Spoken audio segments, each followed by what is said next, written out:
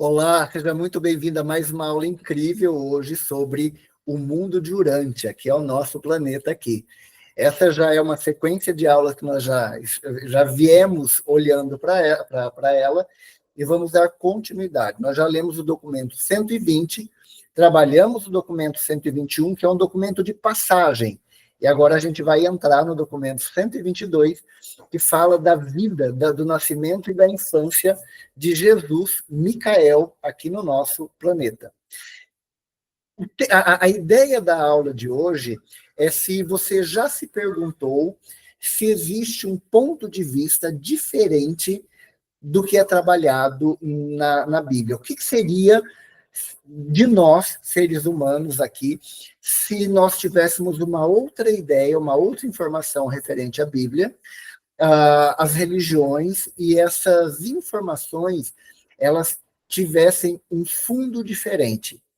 Vamos imaginar que o Gênesis não fosse daquele jeito que ele é trabalhado, e que a vinda de Jesus não tem a ver com uma espiritualidade subjetiva como é passada para nós. A aula de hoje ela entra na objetividade de um Deus que quis vir se fazer presente no meio de nós. E a ideia é um pouco essa. Se você não me conhece, eu sou Paulo Dorta, sou terapeuta integrativo e já trabalho e já leio um pouco o livro de Urântia há mais de 15 anos aí. E eu já quero deixar claro que não tem a ver com religião essa leitura, não tem como comparar esse conteúdo que a gente vai estar vendo hoje com aquilo que é passado para nós nas igrejas e nas nossas egrégoras familiares ligadas ao cristianismo. Não tem como comparar. Por mais que o conteúdo seja muito parecido, não entre nessa ideia, não entre nessa de comparar, porque vai ser muito desgastante para você, tá? Esse é o primeiro contato.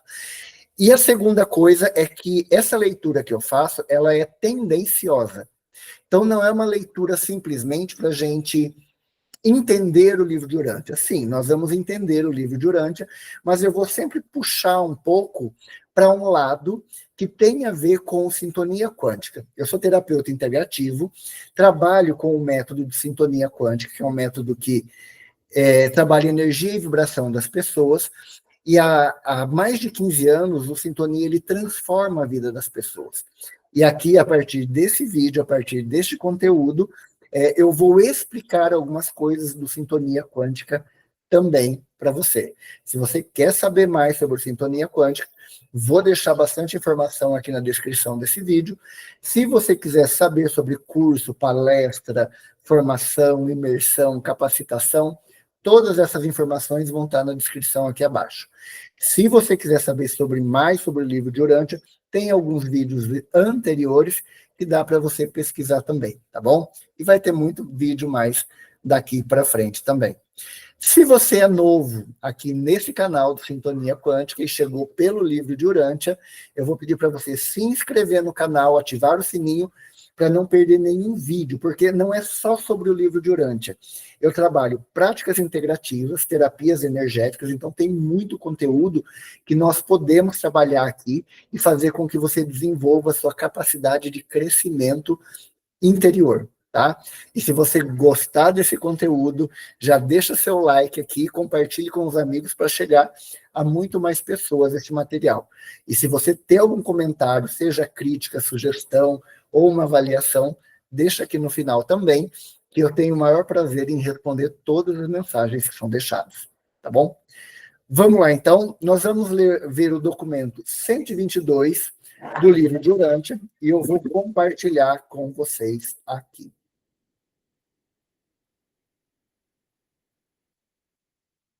E aí a gente vai lendo junto.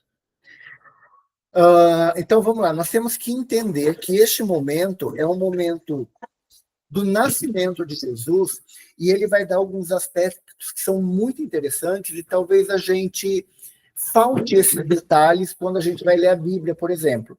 Mas eu volto a dizer, não compare. Complemente, mas não compare. Junte a Bíblia, junte o livro de Urântia e crie uma história nova, um olhar somente seu em relação a Gênesis e o nascimento de Micael ou Jesus, tá bom? Que é a mesma pessoa. Vamos lá, então. Documento 122, o nascimento e a infância de Jesus. Dificilmente será possível esclarecer de modo pleno, sobre as muitas razões que levaram à escolha da Palestina como uma terra para a auto-outorga de Micael. Esclarecer, eu moro perto do campo do Atlético aqui, está tendo jogo hoje, então se você ouvir um pouco de rojão aqui hoje, tá?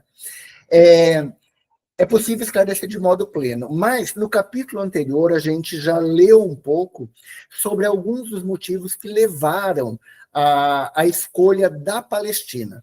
Então, o momento histórico era importante, o local geograficamente era muito interessante, o povo palestino estava muito aberto a uma religião nova, então todos esses aspectos ajudaram a criar um ambiente extremamente positivo para o nascimento de Micael, Jesus, e para a disseminação do pensamento dele naquele momento, tá bom? Levaram a escolha da Palestina como a terra para o auto-outorga de Micael, e especialmente sobre a razão pela qual a família de Maria e José fosse selecionada como núcleo imediato para a vinda desse Filho de Deus Urante. Ele também deixa aqui algumas informações em relação a isso.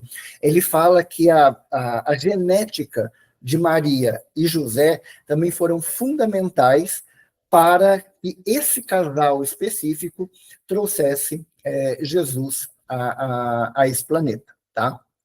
Após um estudo da informação especial sobre as condições de mundos segregados, sim, éramos um mundo segregado, preparados pelos Melquisedeques em conselho com Gabriel, Micael, Jesus, finalmente escolheu Urântia como planeta onde iria cumprir a sua auto-outorga final, a 7ª.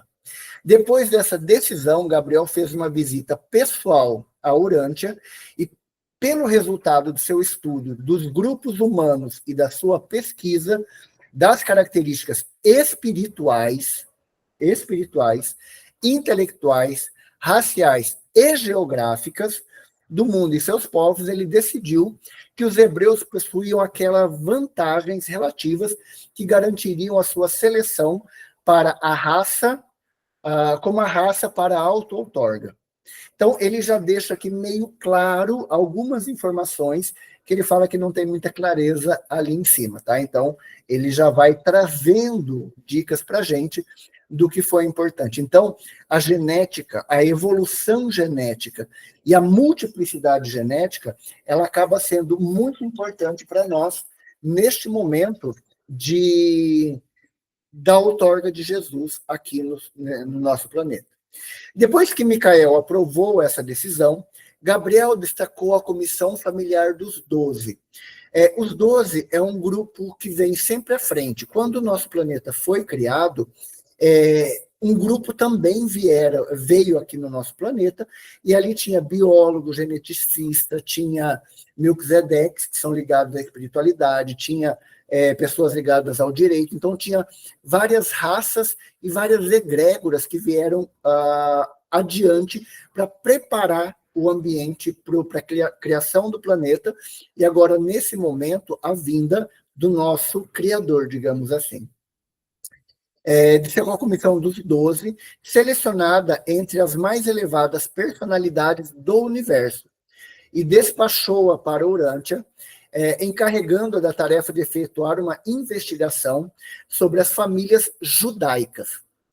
Quando essa comissão terminou seus trabalhos, Gabriel estava presente em Urântia e recebeu o informe que designava 3 casais com a perspectiva de poderem ser, na opinião dessa comissão, as famílias igualmente mais favoráveis à auto-outorga em prospecto, aquilo que estava vindo a acontecer, para a encarnação projetada de Micael. Então, entenda que foi feita uma escolha, não foi uma questão aleatória, né? Então, foi feita uma avaliação daqueles que tinham a genética melhor, a questão financeira melhor. Então, todas essas questões foram levadas em consideração para a outorga de Micael, a partir de José e de Maria. Nos 3 casais apontados, a escolha pessoal de Gabriel recaiu sobre José e Maria. Em seguida, ele fez uma aparição pessoal a Maria, ocasião em que ele comunicou as boas novas de que havia sido ela a escolhida para tornar-se a mãe terrena do menino outorgado. Olha só, interessante, eu vou até grifar isso aqui para a gente observar em outro momento. Dos 3 casais apontados, a escolha pessoal de Gabriel recaiu sobre Maria. Em seguida, ele fez a aparição. Guarde esse detalhe. Ele fez a aparição para Maria. Primeiro aspecto. Vamos lá, José e Maria. José, o pai humano de Jesus, Joshua ben José, era um hebreu entre os hebreus, embora trazendo muitos traços hereditários não judeus, que vinham sendo adicionados à sua árvore genealógica, de tempos em tempos, pela linhagem feminina de seus progenitores. A linhagem ancestral do pai de Jesus remontava aos dias de Abraão, e através desse venerável patriarca, remetia-se até as linhas mais antigas da hereditariedade, que chegavam aos sumérios e noditas, e através das tribos meridionais dos antigos homens azuis até Andom e Fonta.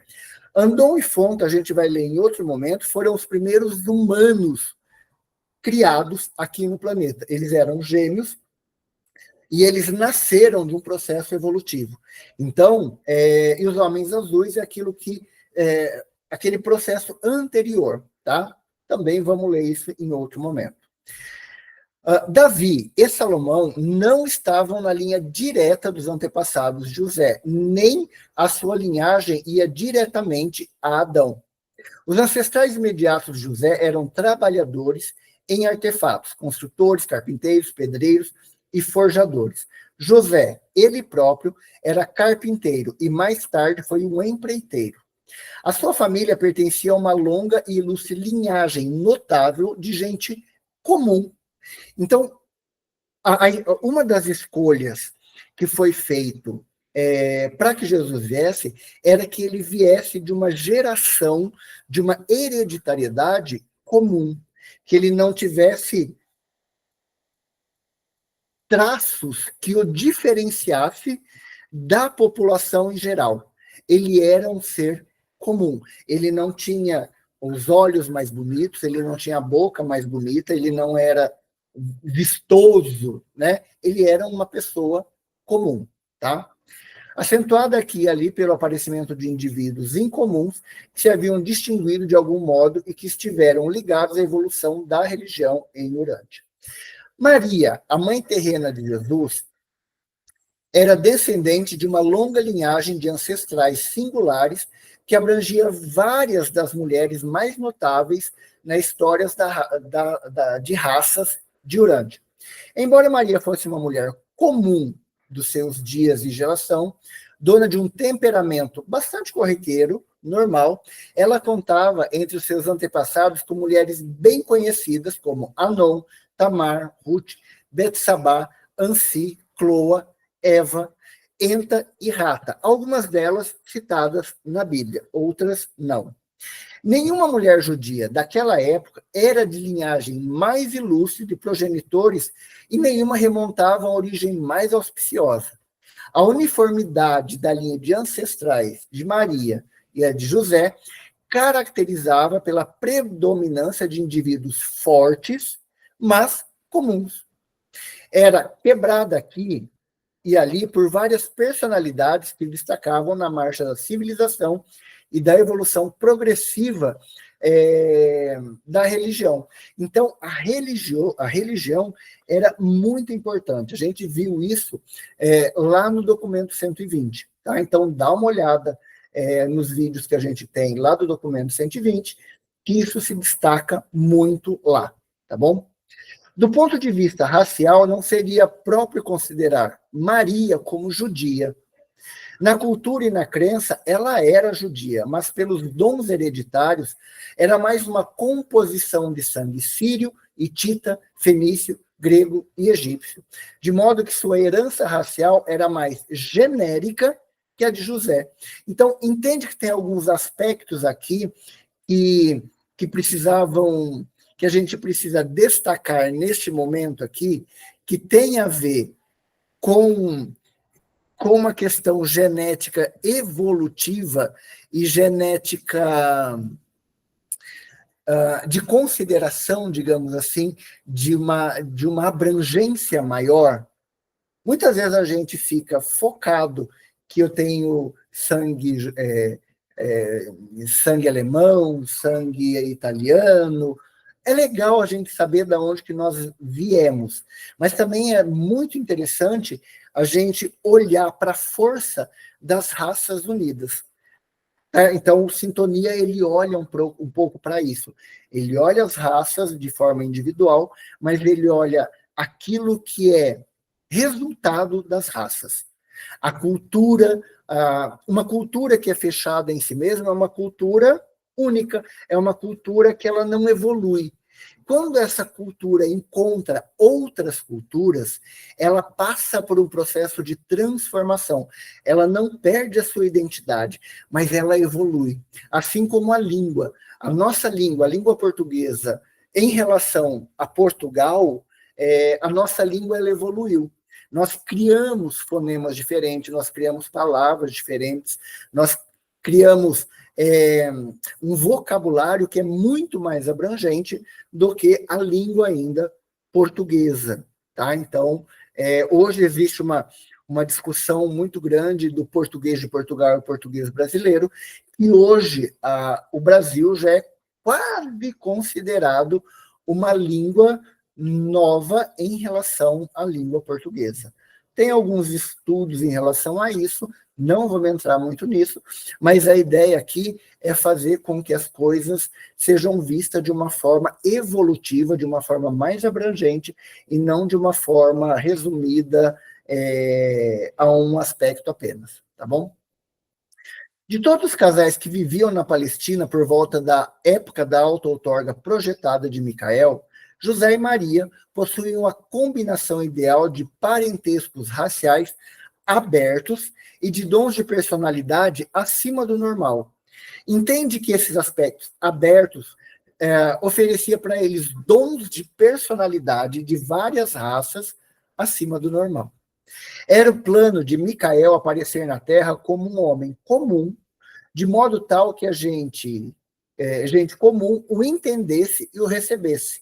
E por isso é que Gabriel havia selecionado pessoas como Maria, José e Maria, para tornar-se progenitores dessa auto-outorga. Interessante isso, né? Interessante olhar para esse aspecto, tá? Gabriel aparece para Isabel. Olha que interessante. De novo, Gabriel aparece para Isabel. O trabalho da vida de Jesus em Urântia, na verdade, foi iniciado por João Batista. Zacarias, o pai de João, era um sacerdote judeu, enquanto a sua mãe Isabel era membro do ramo mais próximo do mesmo grande grupo familiar ao qual pertencia Maria, a mãe de Jesus. Então, a linhagem feminina delas era muito próxima. Zacarias e Isabel, embora estivessem casados há muitos anos, não tinham filhos. Era já o final do mês de junho, o ano 8 a.C., cerca de 3 meses após o casamento de José e Maria. Aqui já começa a ter uma divergência com a Bíblia cristã, tá? Com os escritos cristãos. Então, nós temos que estar atentos a isso. E reforço, não tem comparação, mas junta tudo e faz um novo olhar sobre esse aspecto, tá? Após 3 meses de casamento de José e Maria, quando Gabriel, certo dia, apareceu para Isabel, ao meio-dia, tal como mais tarde se apresentaria perante Maria. E Gabriel disse a ela: o teu marido, Zacarias, está diante do altar em Jerusalém, enquanto o povo reunido ora pela chegada do libertador. E eu, Gabriel, vim para anunciar que tu irás, dentro em pouco, conceber um filho que será o seu precursor diante do divino mestre. E chamarás de João ao teu filho. Ele crescerá dedicado ao Senhor, seu Deus, e quando atingir a maturidade, ele alegrará o teu coração, porque conduzirá muitas almas para Deus e também irá proclamar a vinda do curador de almas do vosso povo e o libertador do espírito de toda a humanidade. Olha que interessante. João não tinha o nome de João na hereditariedade de Zacarias e nem de Isabel. É um nome que ele cria uma ruptura. E a ideia da ruptura é essa. João ele vem preparar o caminho daquele que viria a ser o líder das nações, por assim dizer. Então, o nome de João ele já entra nesse aspecto de ser disruptivo, criando uma ruptura maior no processo daquelas pessoas, daquela gente. Então, é um sinal pequeno para aquilo que poderia ser muito grande, tá? Então, temos que ficar atentos a esses sinais. A tua prima Maria será mãe desse menino prometido, e eu também aparecerei diante dela. Essa visão amedrontou grandemente a Isabel. Depois da partida de Gabriel, ela repassou a experiência, revirando-a em sua mente, ponderando longamente sobre as palavras do majestoso visitante. Imagino que ele era muito bonito, né?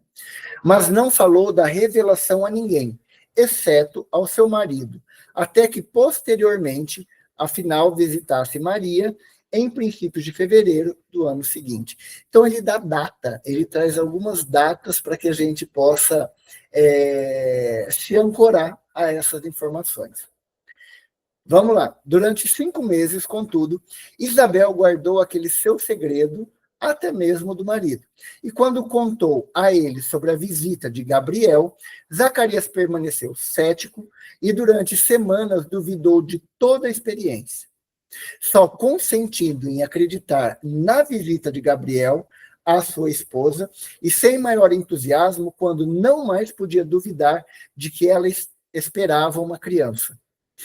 Zacarias ficou muito perplexo com a maternidade próxima de Isabel, mas não duvidou da integridade da sua esposa, até porque ele tinha uma vida longa com ela, tá? Apesar da idade avançada dele. E apenas 6 semanas antes do nascimento de João, é que Zacarias, em consequência de um sonho impressionante, e eu vou grifar aqui, um sonho impressionante,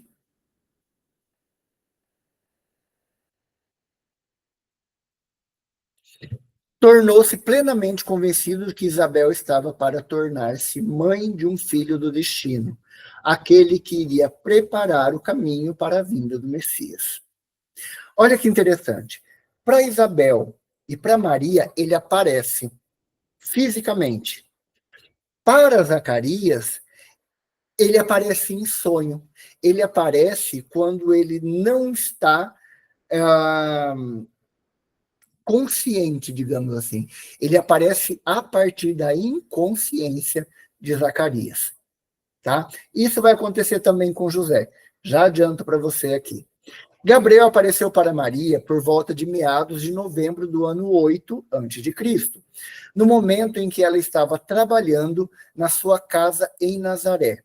Mais tarde, após haver sabido que era certo que estava para ser mãe, Maria persuadiu José, que já eram casados, a deixá-la viajar à cidade de Judá, a 7 quilômetros a oeste de Jerusalém, nas montanhas, para visitar Isabel. Olha só, ele cita aqui que a concepção de Jesus foi 8 anos antes do que é marcado para nós como o ano 1, o ano do nascimento de Jesus. Então, para ele, nós estamos vivendo em 2025, esse ano ele está 8 anos fora da linha real, segundo o livro de Urântia. São coisas para a gente pensar e trazer também para a nossa consciência, tá? Não que isso mude qualquer coisa, mas são alguns dados que são trazidos para nós.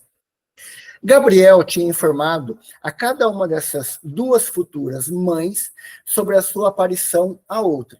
Naturalmente, ficaram ansiosas para encontrarem-se, para compartilhar as experiências e para falar sobre o futuro provável de seus filhos. Maria permaneceu com a sua prima distante por 3 semanas.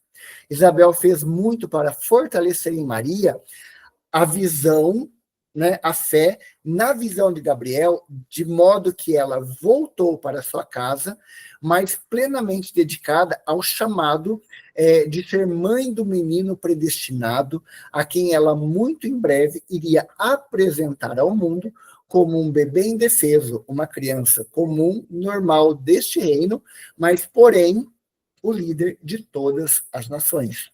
Então, olha que interessante isso.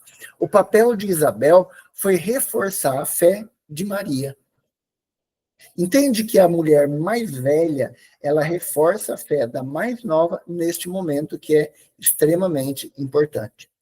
João nasceu na cidade de Judá aos 25 de março do ano 7 antes de Cristo. Zacarias e Isabel rejubilaram-se grandemente com o fato de que um filho tivesse vindo para eles, como Gabriel havia prometido. Entenda que Gabriel fala que vai vir um menino, não existia ainda a questão da descoberta de sexo, de fazer o pré-natal, digamos assim. Então, nasce um menino e eles ficam animados com isso, porque se comprovava aquilo que Gabriel havia dito. E ao 8º dia, quando apresentaram a criança para a circuncisão, eles o batizaram formalmente como João, exatamente como lhes havia sido ordenado. E logo um sobrinho de Zacarias partiu para Nazaré, levando até Maria a mensagem de Isabel, que proclamava o nascimento de um filho cujo nome era João. Olha que interessante tudo isso. As coisas elas vão meio que se encaixando e vão meio que se complementando, vão se respondendo. Interessante é que ele fala que João nasceu 25 de março. Se a gente pegar 25 de março, contado 9 meses, vai dar 25 de dezembro. Para fazer essa conta um pouco, tá? Não que isso mude qualquer coisa, mas são coisas aí que eu já parei para meditar e pensar um pouco, tá bom? Desde a mais terra infância, os pais inculcaram em João a ideia de que ele cresceria e tornar-se um líder espiritual e um mestre religioso. E no coração de João, o solo sempre foi sensível a essas sementes sugestivas.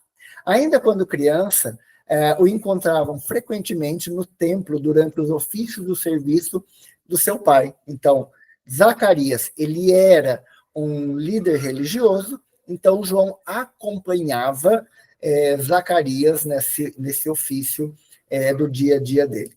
E João ficava imensamente impressionado com o significado de tudo o que via e de tudo o que descobria. Olha só, o anúncio de Gabriel feito a Maria. Terceiro aspecto. Uma tarde, por volta do cair do sol, o cristianismo fala que é 18 horas, que é a hora do ângelus, que o anjo aparece a Maria. Por volta do cair do sol, antes que José tivesse retornado ao lar, Gabriel apareceu a Maria ao lado de uma mesa de pedra, uma mesa baixa de pedra, e após ele haver se recomposto, ela disse: venho a pedido daquele que é o meu mestre, e quem tu irás amar e nutrir. Então ele vem em nome de Jesus falar para ela que vai nascer Jesus dela. A ti, Maria, trago alegres novas e anuncio que a concepção em ti foi ordenada pelo céu e que no tempo devido tu te tornarás a mãe de um filho. Tu o chamarás de Jeshua, Jesus, e ele irá inaugurar o reino do céu na terra entre os homens. Nada diga disso a ninguém, exceto a José e Isabel, a tua parente, para quem também eu já apareci, e que deve haver agora, que deve também agora conceber um filho, cujo nome será João. E será ele quem preparará o caminho para a mensagem de libertação que o teu filho irá proclamar, aos homens com uma grande força e uma convicção profunda. Então, entenda que quando Jesus chegou, quando Micael chegou, o terreno já estava preparado. Então, já sabiam que iria vir alguém. Aquele que há de vir depois de mim era a fala de João. Então, João preparou todo esse movimento para que Jesus chegasse. Mesmo Jesus, sendo Salvador, sendo quem ele é, ele precisou que alguém abrisse o caminho para ele. Por que muitas vezes nós, na nossa arrogância, nós não pedimos ajuda ou não pedimos um por favor? Né?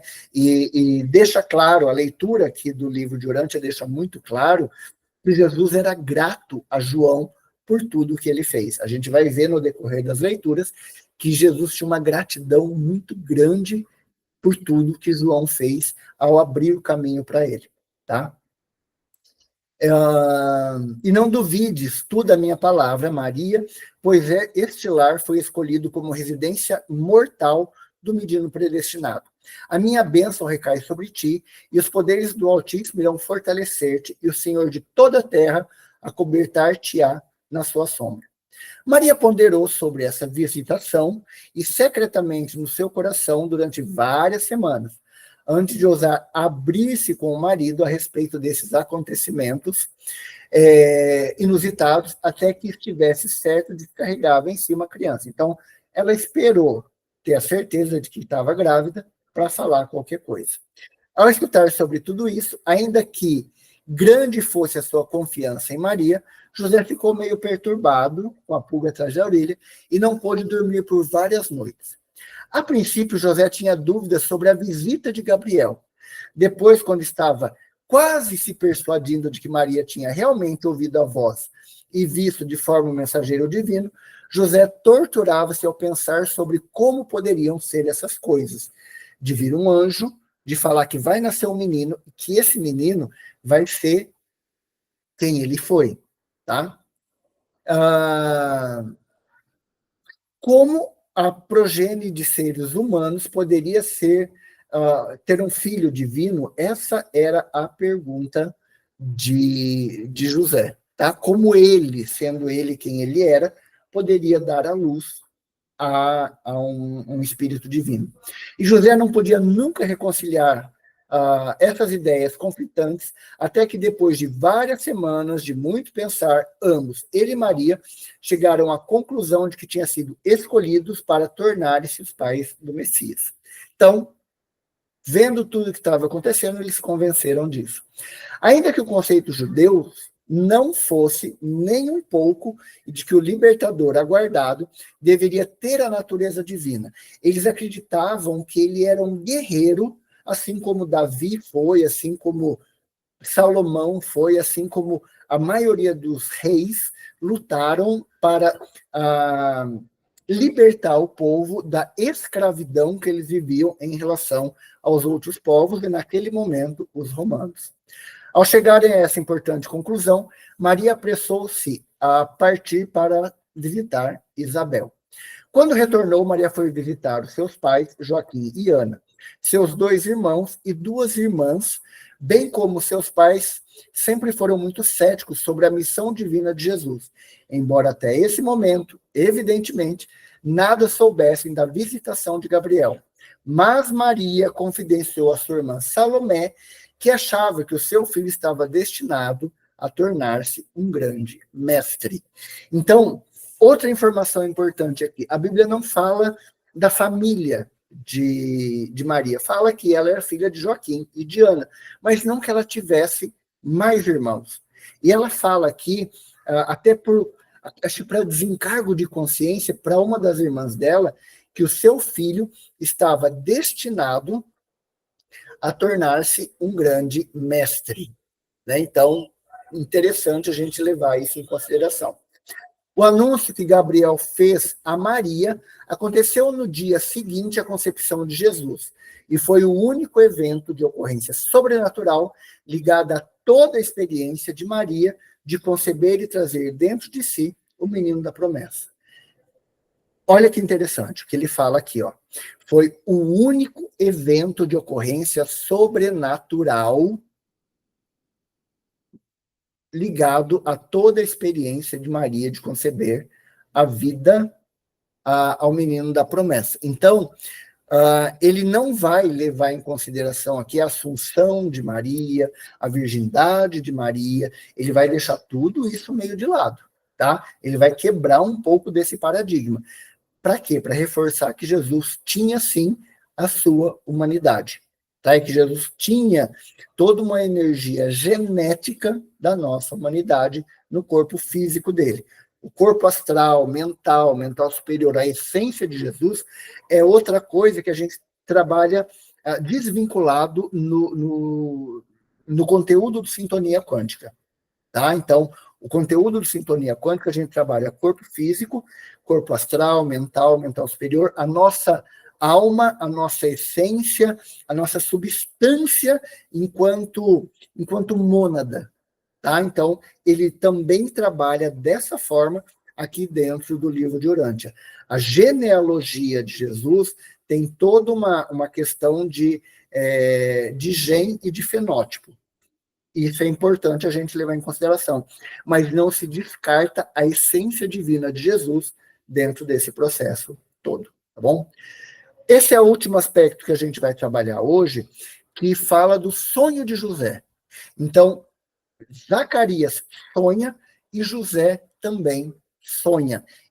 Gabriel não aparece de forma física, de forma presencial para os dois homens, mas ele aparece no inconsciente deles quando eles estão desconectados do mundo consciente, tá? Do dia a dia. Vamos lá.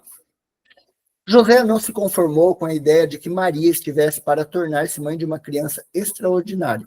Então, está vendo que ele vai trabalhando vários aspectos aqui. Ele começa falando de Isabel, fala de Maria, fala de José, fala de Zacarias. Então, ele já trabalhou os 3 personagens ali, e agora ele vai entrar falando qual foi a reação de José nesse processo todo. Então, ele trabalha a reação de Isabel, trabalha a reação de Maria, trabalha a reação de Zacarias, e agora vai trabalhar a reação de José.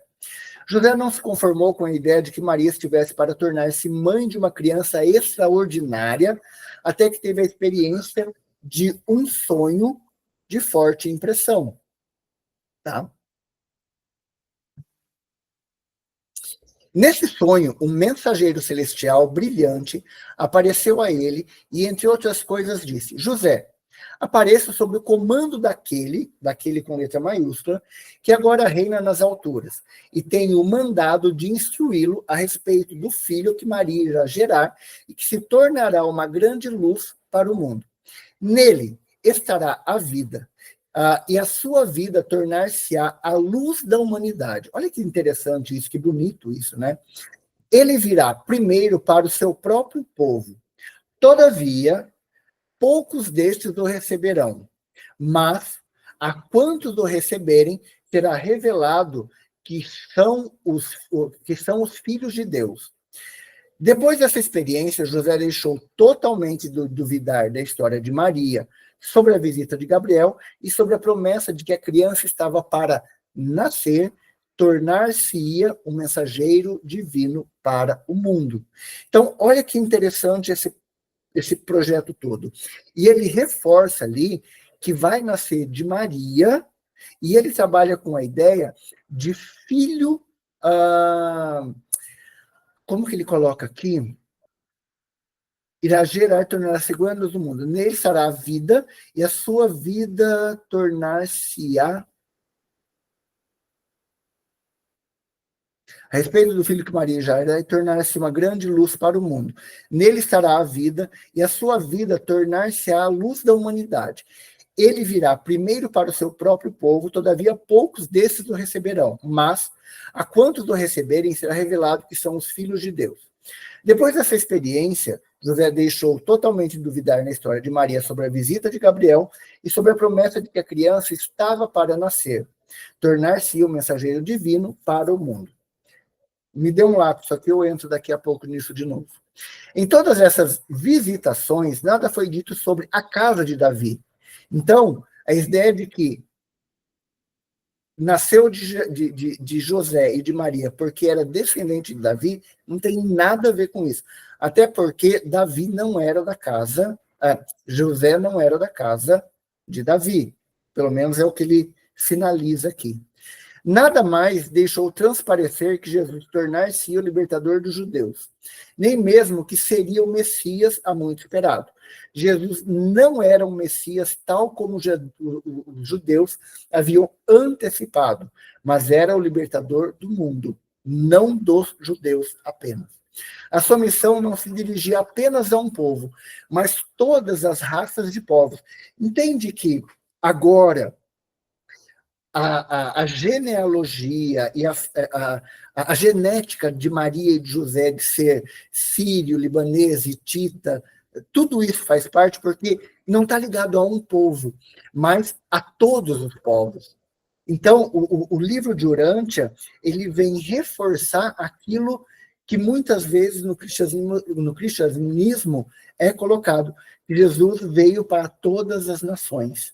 Tá? Então, ele vem e reforça aqui um pouco disso. José não tinha a linhagem do rei Davi, tá vendo? Ele reforça aqui que José não tinha a linhagem de Davi. Maria tinha mais ancestrais na linha de Davi do que José. Bem verdade é que José havia ido a Belém, cidade de Davi, para ser registrado no censo romano.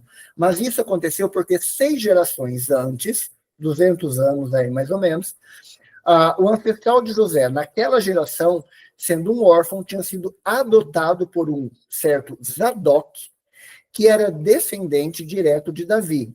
E por isso José podia ser também contado como sendo da casa de Davi por adoção, tá? Mas não por linhagem genética.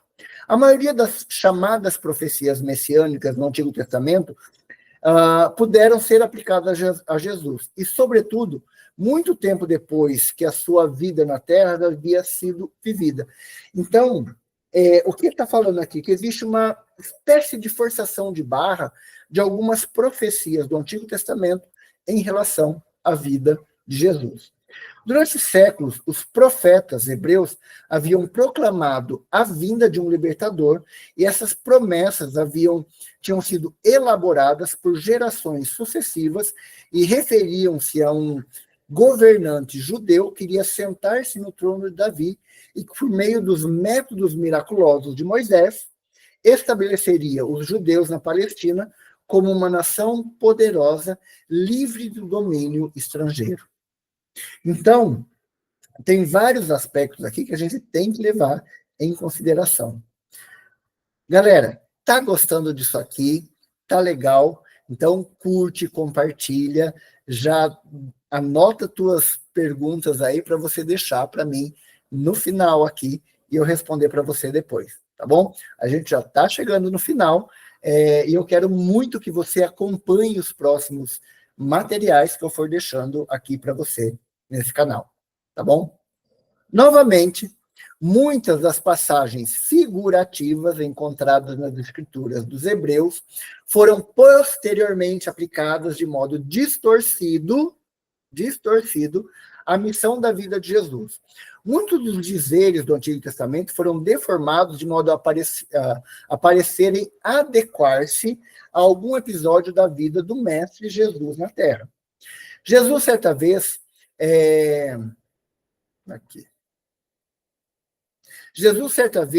negou publicamente, ele próprio, qualquer ligação com a casa real de Davi. Até mesmo aquela passagem, uma jovem dará à luz um filho, foi levada a ser lida como sendo uma virgem dará à luz a um filho. Isso também é verdade sobre muitas das genealogias feitas, tanto de José quanto de Maria, as quais foram elaboradas depois da carreira de Micael na Terra. Muitas dessas linhagens também bastante da linha ancestral do mestre, mas de modo que elas não são genuínas. Eu acho muito interessante isso, porque ele vai quebrando algumas coisas que são colocadas na Bíblia e que muitas vezes ficam vazio. quando eu era seminarista, muitas coisas da Bíblia ficavam um vazio muito grande. E aqui ele vem trazer essas informações que, para mim, lá atrás, era muito questionável. Tá? Os primeiros seguidores de Jesus frequentemente sucumbiam à tentação de fazer com que todas as velhas expressões proféticas parecessem encontrar a sua realização na vida do seu Senhor e do seu Mestre. Então, a gente vai parar por aqui, para a gente juntar depois Jesus e Maria na vida de Jesus. A gente vai ver a infância dele em Nazaré, e por aí a gente vai discorrendo entre outros assuntos. Tá? Pessoal, gostaria muito que vocês deixassem para mim aí o seu comentário, a sua conclusão, o seu ponto de vista, porque o meu ponto de vista é só um ponto de vista. Eu não tenho razão naquilo que eu estou falando. Eu tenho razão para mim, para a minha vida, para a minha aplicabilidade. Mas, de repente, você tem um outro ponto de vista diferente disso tudo que eu estou falando, você tem outros questionamentos, você tem outras informações, e eu gostaria de debater isso contigo. Esse encontro que a gente faz aqui, que eu estou fazendo com você online, ele pode ter a sua participação. Nós temos um grupo do WhatsApp, onde eu mando o link do Google Meet para que as pessoas participem desses encontros. Tem dias que tem muita gente e outros dias não tem ninguém, como hoje. E está tudo bem. Mas eu gostaria que você viesse para fazer parte desse movimento de discutir aqui comigo, enquanto eu vou lendo o seu ponto de vista, o meu ponto de vista, para que, de repente, eu mude a minha certeza a partir da sua certeza, e que você mude a sua certeza a partir daquilo que eu trago como convicção para mim e para a minha vida. É essa a ideia dessa discussão, de nós crescermos e evoluirmos juntos, nós pegarmos conteúdos, pensamentos diferentes e criarmos novos pensamentos, novas estruturas de pensamento, e fazer assim o pensamento e o mundo evoluir. Se você gostou desse conteúdo até aqui, eu te convido a deixar o seu like, se inscrever no canal, marcar o sininho ali e deixar, mais uma vez, as informações daquilo que para você é muito interessante, tá? Então, se você quiser aprofundar o seu conteúdo comigo, não se esqueça de deixar as suas informações aqui, as suas dúvidas, e vai ter mais informações aqui no link da descrição, tá bom? Até mais, espero que você tenha gostado, e espero nos encontrarmos no nosso próximo vídeo sobre o livro de Urântia, e também outros vídeos ligados ao Sintonia Quântica. Até mais, um abraço e vamos nos vendo. Tchau, tchau.